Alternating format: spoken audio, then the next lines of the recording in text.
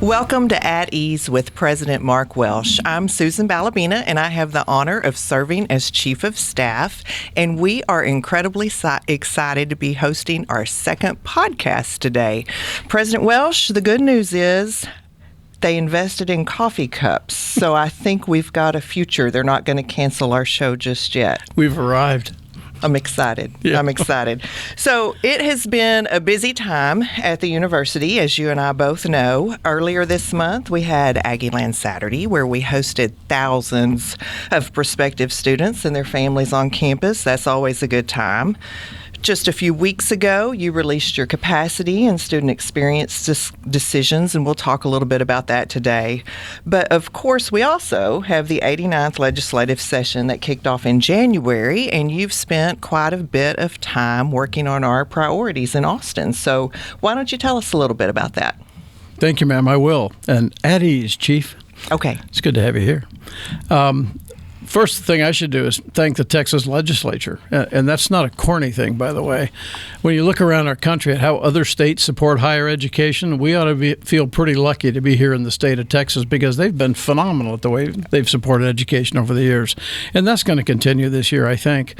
If you look at it in the way we look at other donors around campus, the legislature is the largest donor by far to Texas A&M, so we need to treat them right. The big push of our visit to Austin this week, where we met with probably about 30 legislators, staff assistants, etc., was to support our base budget, but there was also two exceptional item requests that we went up to try and defend. The first was to restore our institutional enhancement funding at the university. And institutional enhancement funding goes to every university in the state, and it was zeroed out for everybody this year, so everybody was proportionally affected, and there's lots of university presidents running around Austin right now trying to get it back. The reason that's a big deal for us is because it's about $26 million a year that goes towards student success initiatives, faculty to teach additional sections of courses, academic advisors, things that directly affect student performance, and losing that money could actually delay students moving through their program toward graduation, which results in late graduation, lower retention, and even higher student debt when they do finally graduate. And we don't want any of those things to happen. Right. The other exceptional item is a $45 million request we have on the books to help catch up with the rapid growth of the last 10 to 15 years. We need faculty funding to address the faculty to student ratios in our STEM programs and our engineering departments. And we also need some really critically important student services support by bringing in new staff members to work in places like disability services, student counseling, maybe some healthcare professionals, etc. All of that affects our student population directly, and so we're asking to get that money as well. And then finally, we have a citizenship and service initiative that we've asked for about $5 million, to jumpstart. The whole idea of that is to bring together a bunch of activities that already occur here on campus: student leadership positions, student organizational leadership positions, student government, the Corps Cadets leadership opportunities, and many, many other public service organizations, people who contribute downtown in so many different ways with our community, and connect those dots so that we can provide some kind of credit to students for participating and encourage more to participate. It includes academic work, practical experience, and events and initiatives that occur frequently throughout the year that our students participate in. So let's try and get credit for things we already do and encourage more students to learn about the rights and the responsibilities of citizenship. The goal is to make sure we keep producing not just great Aggies, but great citizens. So that's been the focus of this last couple of weeks, and it's been fun. It's been entertaining. We got a lot of support on the Hill. We got a great Aggie caucus in the Texas State Legislature, and so we hope they continue to do what they've done for us. Well, I think it's exciting as we think about the opportunity, and I've heard from our GR team, who is stellar, by the way, that you do really well as you make visits with our elected officials, and we're really lucky to have someone like you who is advocating for Texas A&M. How worried about the institutional enhancement funding are you? I'm not, well, worried's the wrong word. I want to make sure they understand the impact if we don't reinstate it. And I think people in the legislature do. As I mentioned, we've gotten great support up till now for educational funding, and I think they understand the impact of that money being taken away. So I'm very hopeful that they'll find a way to put it back in. We'll see. Good, good. And you had a dinner with our Aggie Caucus, is that right? Yeah, our Aggie Caucus really is wonderful. Good. And they're very supportive of A&M. They're great legislators. They're great Americans. They're great Aggies. It's just fun to be around them. And we did have a dinner with them. A number of them were there. I'm not sure exactly how many, but of the 21 members of the Aggie Caucus, there were probably 12 to 14 of them there. Great. Which I thought was a great turnout. A couple had their spouses with them.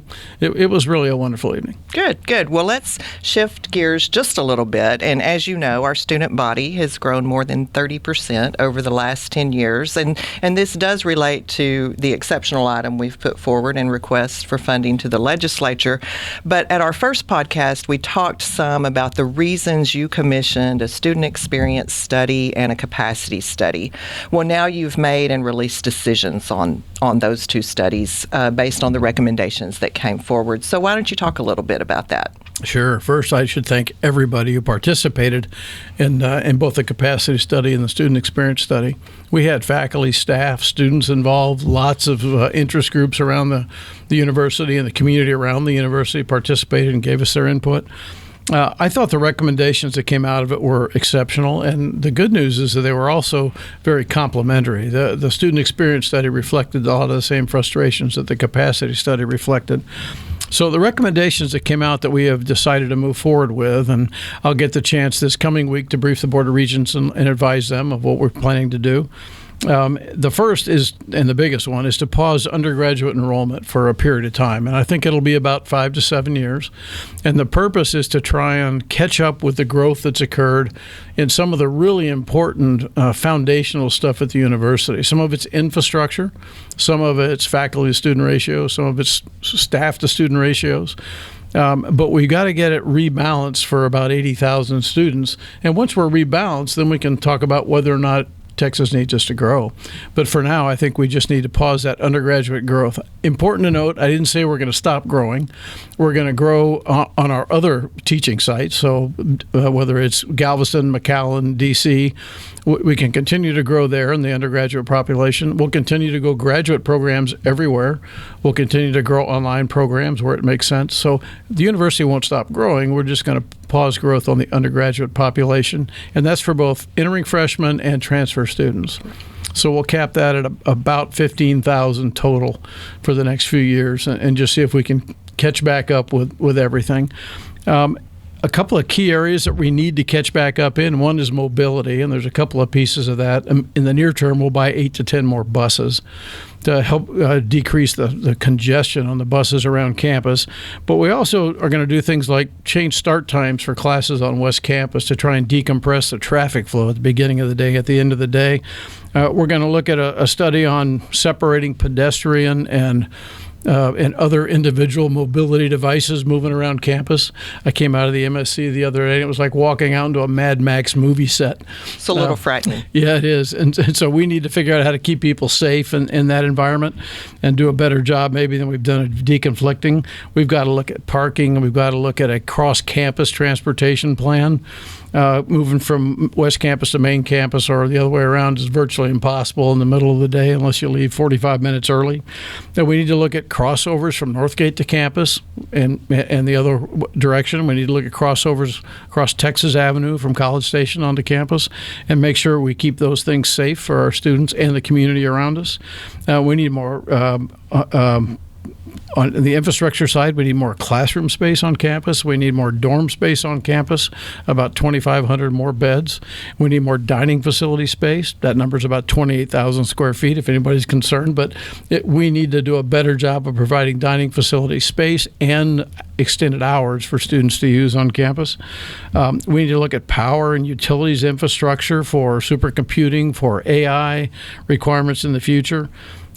We talked about the faculty requirement to take those STEM and engineering departments, which have really expanded the number of degrees they offer. We're up to 44% in STEM degrees over the last 10 years and 75% in engineering degrees over the last 10 years. We've done that by faculty and staff just working harder. That's not the long-term fix. We need to now rebalance those departments to get the faculty to student ratios right. And then, of course, we also need to provide staff support in some of those areas that students are really kind of exploding in their demand for. Disability services and resources, I mentioned. Academic advising is a really important one. And then the entire West Campus needs a development plan. About 30% of our student population now spends almost all their time on West Campus, and they certainly don't have enough dining facility space, study space, research facilities, et cetera, out there. So all of that needs to be developed. And it's going to take us 5 to 7 years to make an appreciable dent in that. And then we can talk about how big Aggie Land needs to be. Right. Well, it's great to see those decisions made. And as we continue to brief the regents, the community, all of the various stakeholder groups, it's interesting to hear their feedback and comments that helps us move forward. So thanks a lot. And for a full decision list, you can go to our website, president.tamu.edu. There are so many exciting and important updates that you and I could go on and on. However, we're going to have a very special dynamic research duo on the podcast next, Dr. Abhishek Jain and InMed student Ashley Chuong, and we will take a quick break and then come welcome them to the show. Outstanding. Did you know KAMU Studios offers 14 original shows? All of these locally hosted productions are featured on our local shows, series, and podcast webpage. Topics cover Texas A&M, art, politics, music, books, gardening, community issues, and more. Find what interests you on our website, then listen on your favorite podcast platform. Go to tx.ag/KAMU-FM shows and start listening today. Howdy. We are really excited today to have two great Aggies here with us today on the show. First of all, Dr. Abhishek Jain and Ms. Ashley Chuong. Thank you so much for both being here and taking the time. More importantly, thanks for all the great stuff you do at A&M. Let me tell you a little bit about these two before we start the conversation. Dr. A.J. Jain is an associate professor of biomedical engineering in the College of Engineering. He actually grew up in India, came to the U.S. to receive his master's in mechanical engineering from Arizona State University and a Ph.D. in biomedical engineering from Boston University, and then did his postdoctoral training at the Harvard Medical School. Dr. Jain directs the Bioinspired Translational Microsystems Lab, which we'll have to get into in a minute, because I probably can't help describe what that is. His research is at the intersection of tissue engineering, biomaterials, and microfluidics. His work has resulted in a new field of research referred to as organs on chips, which we are going to talk about because it is absolutely fascinating.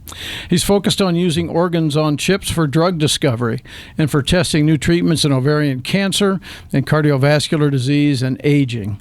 And using this approach is less time-consuming and less expensive than traditional drug discovery methodology, so obviously something people are very interested in. This guy has won numerous awards, including the National Science Foundation's Career Award, the National Institute of Biomedical Imaging and Bioengineering Trailblazer Award, the A&M Dean of Engineering Excellence Award, and a Texas Engineering Experimentation Station Young Faculty Fellow Award. And maybe more importantly, and certainly more importantly in his mind, his trainees have been awarded pre- and postdoctoral fellowships from national and international agencies and have been recognized for excellence in many other ways. So at ease, AJ, and thank you so much for being here today. Thank you, President Welsh, for inviting us. It's a pleasure to be here and talking to you about our work, and good to see you, Ashley. It's good to see that you've been doing so well. Thank you, sir. Ashley Chuong grew up in Mansfield, Texas, and while in high school, she was a section leader in her marching band. She was treasurer of the concert band, vice president of the National Honor Society, and president of the academic math and science UIL teams, which is a pretty busy high school career. Yeah. Congrats on that, Ashley. Ashley's a first-generation Aggie. She graduated in May with a Bachelor's of Science in Biomedical Engineering and is now in her first year in the Texas A&M College of Engineering Medicine program down in Houston, where she'll earn her MD and her Master's of Engineering.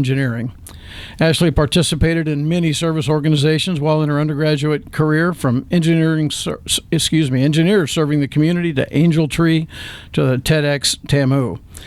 Ashley also worked in Dr. Jain's lab during her undergraduate years, which is why the two of them are here together. Her project was specific to ovarian cancer. After InMed, Ashley wants to become a surgeon and to use her engineering background to make medical devices that help people. As just a simple example, she has already partnered with a maternal fetal physician at Texas Children's Hospital to design a surgical tool that helps streamline surgeries on fetuses.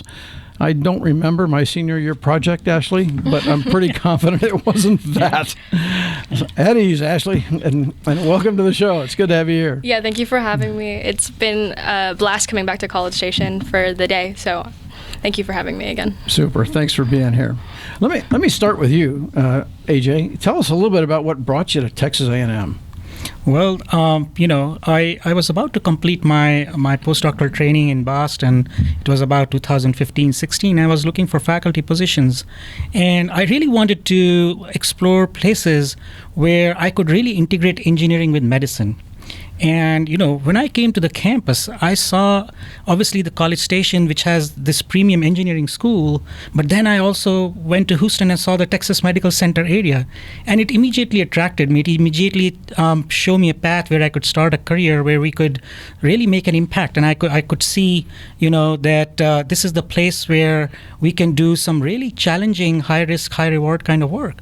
The other thing that sort of impressed me when I was here was the quality of the students. Students like Ashley, who then came and worked with me, the undergraduate students and the graduate students coming from Texas and the United States and all over the world. I think they are just the quality of the students that we get is just mind-boggling. So I feel like this place is like a magnet that just is able to attract like really creative people. And so here I am. Fantastic. Yeah, I agree with you 1,000%. Ashley, how about you? You clearly had many choices of schools, even as a first-generation student. So what brought you here?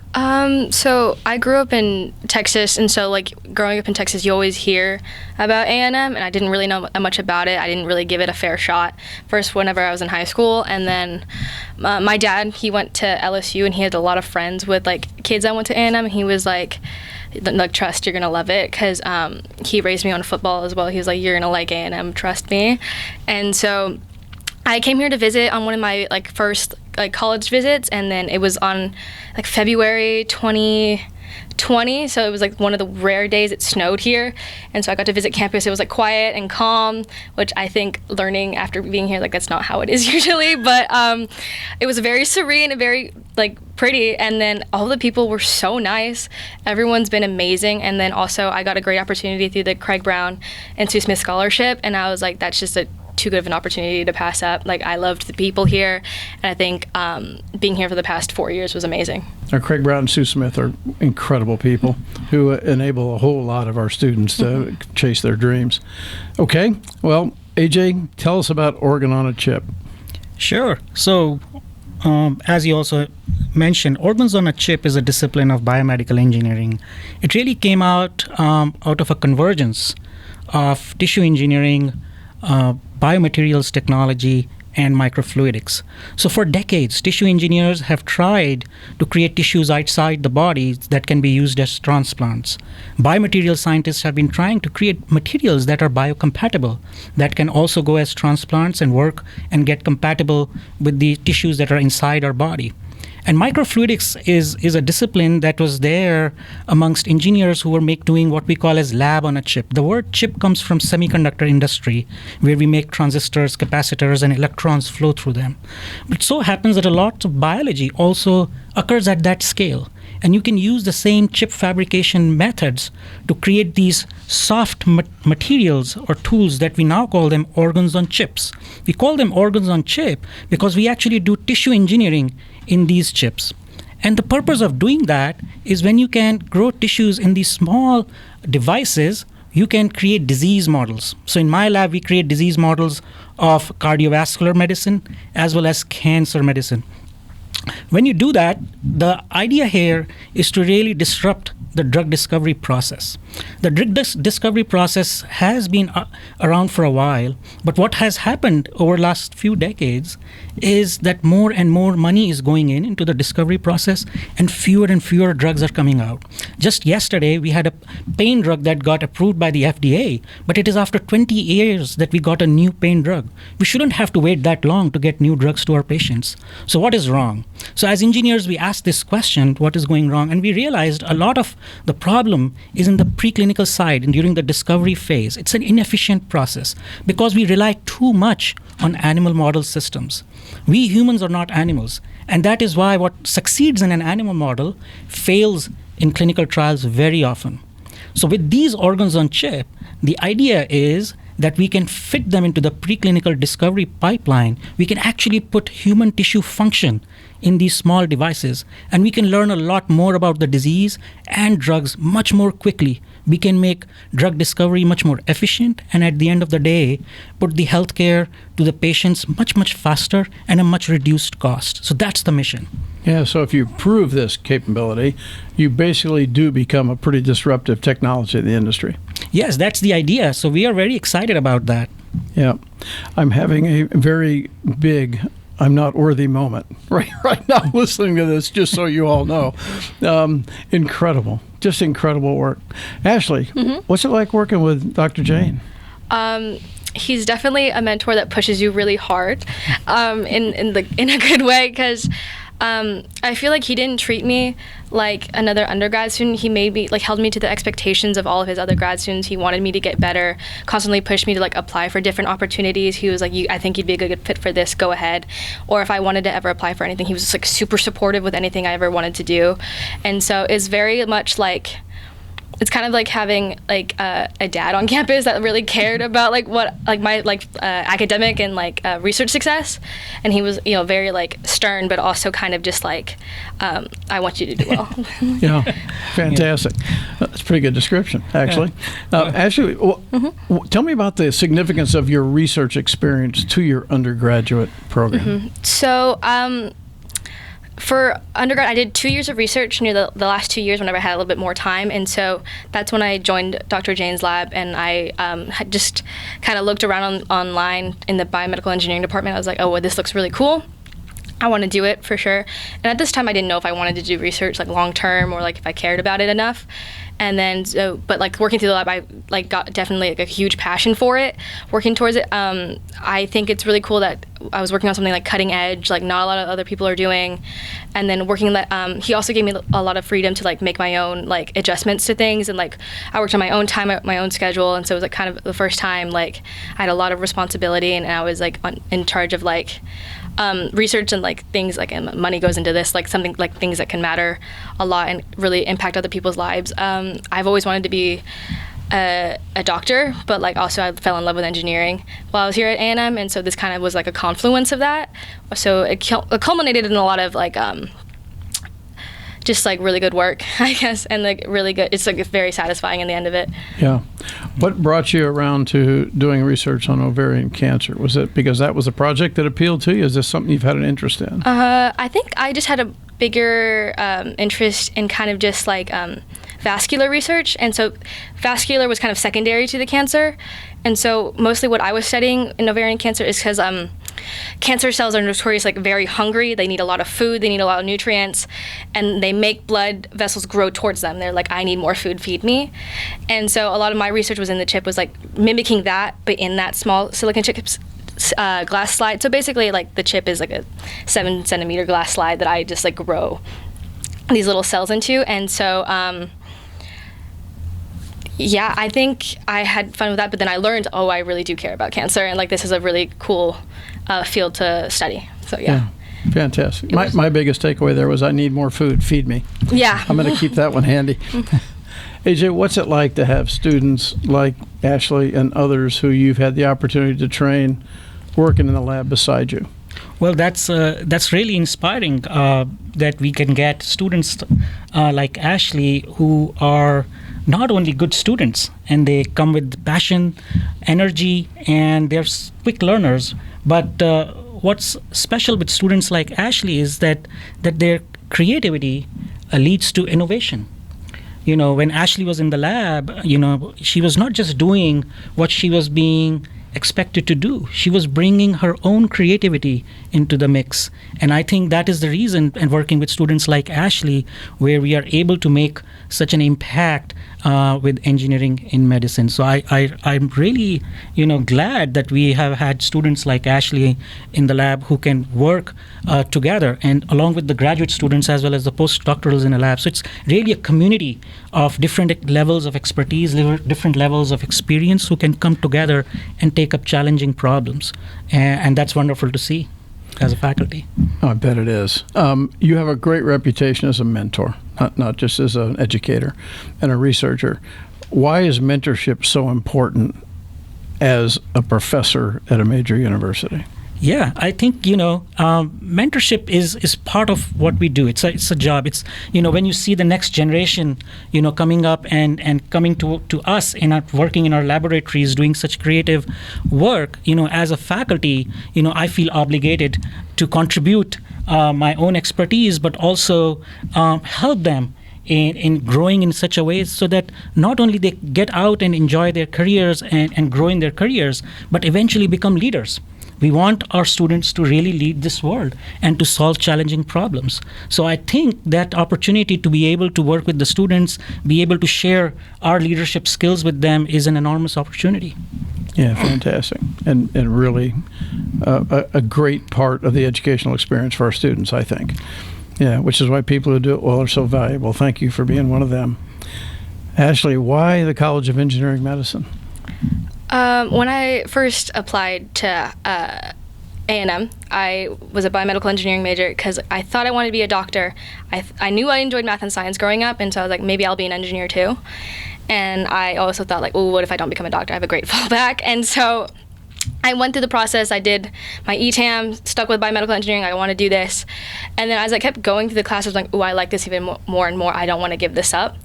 And especially with my senior design project, getting to actually participate in creating new devices for the medical field and working with doctors personally like that. And I was just and then hearing about engineering medicine, the College of Engineering Medicine at A&M, there's nothing like that available anywhere else in the U.S. right now. So it's on the cutting edge of just trying to combine those two disciplines. And it was a newer school. So it's I think 5 or 6 years old in, but I think that's also a great advantage because it means it's agile. It can honestly change, and they're responsive to student feedback. I've loved my time there so far, and so I just can't wait to keep going for another 3.5 years. Fantastic. Well, keep studying hard. It's a tough program, but the people around you are fantastic, faculty, staff, and students. I think you're going to love every minute of it down there. Speaking of cutting edge, which Ashley just mentioned, you're doing some new cutting edge research with NASA right now. Can you talk about that a little bit? Yeah. So a few years ago, NASA came out with a call.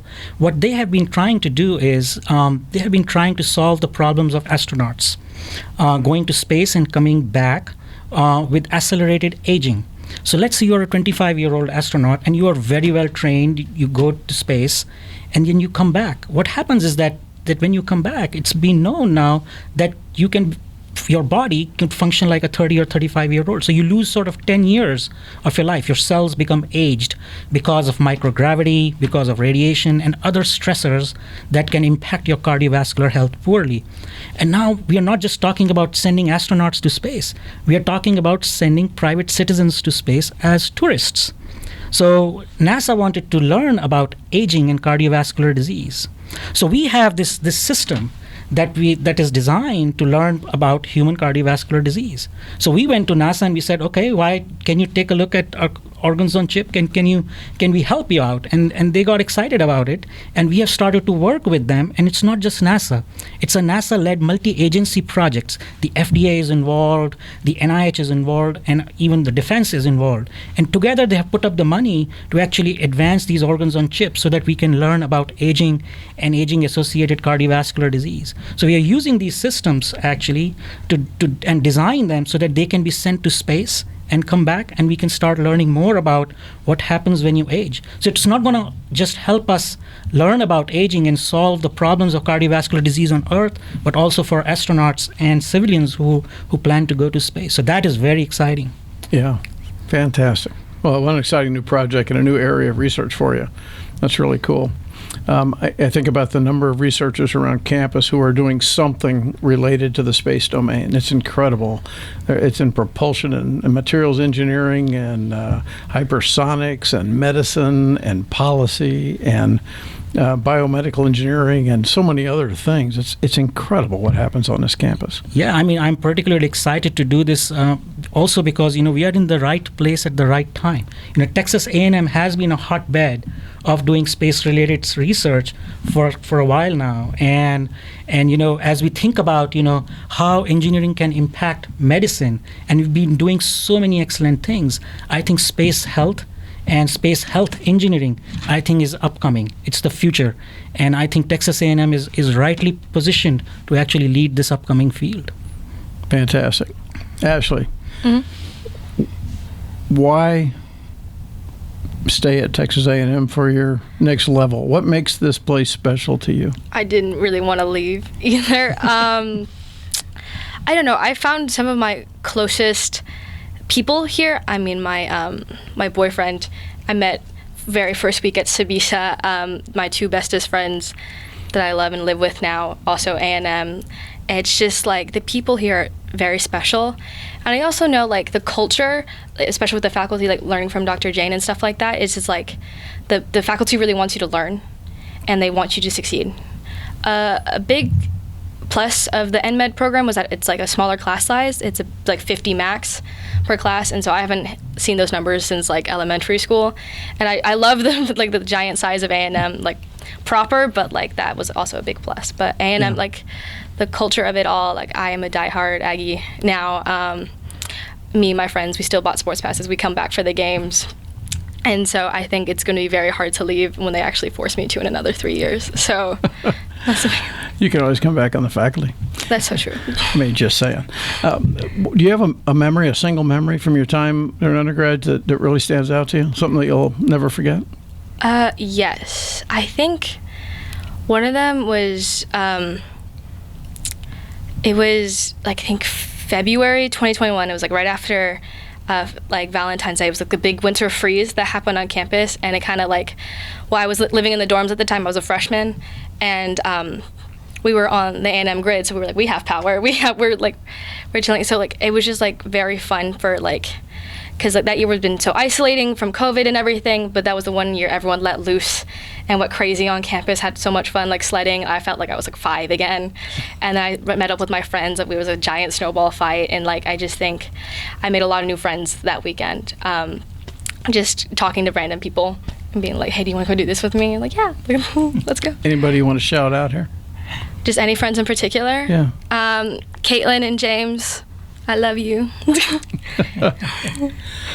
Okay, Jay, tell me a little bit about the importance of A&M as a research powerhouse, along with the importance of interdisciplinary research, which is kind of what you excel at.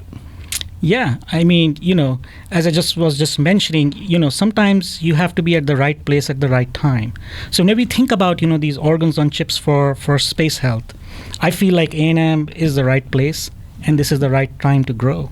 The NMed program, for example, which Ashley is currently enrolled in, I think these are great ideas. These are great ideas. This is the right time and the right opportunity to plug these ideas with what's coming out in future. And I think A&M is fully prepared to do that. I think we have the right people, we have the right scale, the right size to be able to do that, and to be a faculty amongst all in this arena is a wonderful opportunity. So I think the future of A&M is secured. I think we are in a good place at a good time.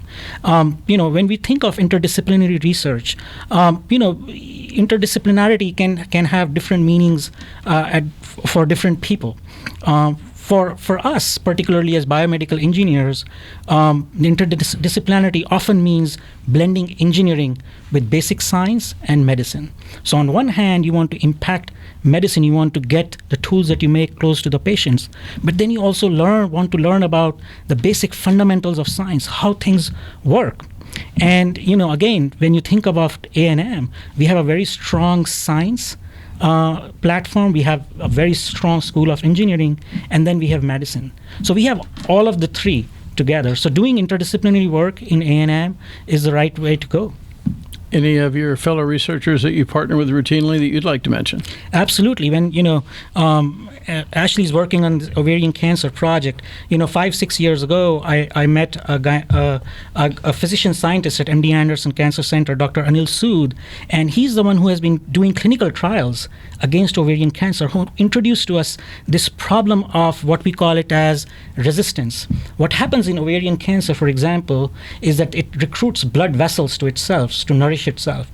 So one idea would be to cut down the supply of blood vessels to tumors. So we give drugs, what we call is the anti-angiogenic drugs. These drugs basically cut down the vascular supply. But ovarian cancer is a rogue cancer. What it does is it develops resistance against those drugs and continues to grow despite the therapy. It comes back again. So we want to use these systems to actually model drug resistance. So this is something that has not been envisioned before with organs on chips. So I think meeting with Dr. Anil Sood and working with him so that we can propose new ideas that he can then translate into clinical trials is a wonderful opportunity. I also work very closely with Dr. John Cook, who's a vascular biologist at Houston Methodist Research Institute. He has been a pioneer in cardiovascular basic science and medicine. So he's been also working with us on this NASA project where we are trying to learn about aging and aging-associated diseases. So these two collaborators in Houston have been fantastic to us. Yeah, fantastic. Dr. Cook, by the way, and the other researchers at Houston Methodist are our partners in the College of Engineering Medicine and an essential part of any success we have there. In fact, we are in the process of working on an independent medical school, partnering with Houston Methodist, and the College of Engineering Medicine will become independent of the College of Medicine and College of Engineering here, which is going to be a big step for InMed and an exciting step into the future, I think. I spend a lot of my life in this job walking out of rooms thinking I have to up my game. I've never felt more that way than I do right this minute. The joy of working at Texas A&M for me is meeting you. You're exceptional. Having professors like Dr. Abhishek Jain and students like Ashley Chuong in our institution is a blessing to A&M. It's a gift to the state of Texas, to the United States of America, and to the world. Thank you both for being incredible. Thanks for everything you've already accomplished, Ashley, and you are going to continue to accomplish, AJ. And thanks for leading us into the future. It's an honor to be here with you. Thank you, President Welsh. I think this podcast is a wonderful thing that you've started. I really enjoyed my time here, and it's a pleasure to be able to talk to you. Thank you, sir. And we'll have more students, more researchers in the future, and more other great folks from around our campus. This is At Ease, and we'll be back in a second with Chief Balabino. KAMU Studios loves hiring students. We develop aspiring media professionals by providing hands-on experiences and letting them create for audiences of all ages. Recent graduate Maria Moctezuma. You can come in with zero experience and come out of here a professional. I definitely wouldn't have gotten a lot of the interviews or opportunities I had if it wasn't for this job. Eager to learn more? We'd love to connect. Email us today, kamu@tamu.edu. All right, welcome back to At Ease. President Welsh, my goodness, that was something. So I had a few takeaways from listening to that. Many takeaways. First of all, how extraordinarily lucky we are to be surrounded by brilliant people every day. I think you had a similar observation as I did. When I was an undergraduate student, I was not doing research on ovarian cancer. But you were doing research, I've heard. Well, I was a family and consumer sciences major, and I created a salsa recipe. I don't think that's quite the same as what Ashley's doing. It's very close. Yeah. It's the same real scientific similar, principle. real similar. They said a lot of things that resonated with me. So when Dr. Jain was talking, he talked about this place being a magnet. And I think that's right. And he talked about high risk, high reward research, and you could just feel his commitment and passion. I mean, it was just exceptional. Yeah. Our faculty, the entire faculty is this way. And every college you go to, every department you go to, every lab you're lucky enough to walk into, and you see what they're doing right. and the rigor with which they attack the problem, it's just impressive as all get out. And it doesn't matter what they're doing research into, whether it's an applied science as Dr. Jain's working, or whether it's the basic discovery of knowledge, right. as some of our faculty are involved in. They're incredible. And I don't think until you kind of live and work at a university and have the opportunity to see and hear about and experience these things, you just don't realize how incredible it is. Yeah. Several of us quote you regularly when you said, there's 10,000 great things going on here every day, and that really is true. And conversations like this just bring it to light. And then Ashley, my goodness, so many things about her are just incredible. And after when you two were chatting, after we stopped rolling, and you pretty much said to her she can do anything she wants to do. Boy, that's true. And I thought it was also interesting, though, you pick up on little things as people are talking. She talked about her first visit here and coming through the visitor center and how welcoming the campus was to her. I think we forget sometimes that we have this incredible staff of people, whether that are at our Central Visitor Center here or at our prospective student centers out in the state, and they commit every day to helping people see the magic of this place as they recruit and interact. And our Howdy crew who will be out in 110-degree weather in the summer giving tours, they're a special part of the formula. And Ashley recognized how great this place was when she visited, and gosh, she's going to go on to do great things. Yeah, amen. She was awesome. We have an opportunity, kind of a question of the podcast today. We give the listeners a chance to submit questions, and we've had one come in. And this question is about AI. So let me read that to you. The question was, with the unprecedented growth and investment in AI, as well as the projections for massive disruptions in industry and the job market, what are we doing to prepare the university and its students for the future? Yeah, it's a great question. It is. It's really important to our success going forward as well. Let me give a couple of things that the university is doing, and not trying to get into too much detail, because if we want to get into the technology of AI, we'll have to call Dr. Jain and Ashley back. Right. First of all, the provost is leading a committee that has the task of identifying all the different applications, areas of interest, functional pieces of the university that AI could or should be involved in, from the academic mission to the operational mission of the infrastructure, everything. And so he's formed a team that's looking at all those different pieces. We held our first AI summit this past fall that had representatives from all those different areas come together and start to identify the issues, the opportunities, the concerns that people had, and the suggestions that people had for how we followed through. As a result of that, the provost led an effort to form working groups to create plans to integrate AI into all those different areas, how we teach, how we do research, how we work, how we live on campus. We have also piloted a university-wide AI literacy course this past fall, which was very popular, and we'll continue that into the future. The provost also instigated a number of pop-up AI sessions around campus just to kind of educate people who might be interested about what were the opportunities related to AI here at Texas A&M, and get everybody thinking about different ways to apply this new technology. We're also working on adaptive and responsive teaching methods using AI, ways of doing personalized learning using AI, which is a new opportunity that AI presents to us. On the IT front, there's a lot of involvement on this from the system agencies, and across the university. We're building an artificial intelligence machine learning platform that'll support academic and research activity across campus, both for our campus and for the system campuses. That environment will provide basically a safe and secure IT sandbox that some of the big providers like Microsoft, Google, Google, AWS can all come play in with their AI platform so we can see how they operate, how they can help us in research and teaching and in learning. The system is also buying what I would call a hyper-performing pod cluster. So it's a supercomputer that will make us one of the top 10 most capable universities in the country in terms of computing power, and which is going to be a phenomenal step forward. One of the descriptions that the system IT lead, Mark Stone, gave at one of the meetings I was at, that this will allow us to find problems that either couldn't be solved or that would have taken months to solve, and we can now solve them in a matter of hours or even minutes. So it is a quantum leap forward in terms of computing power available to our researchers and our students here on campus, which is going to be really, really exciting.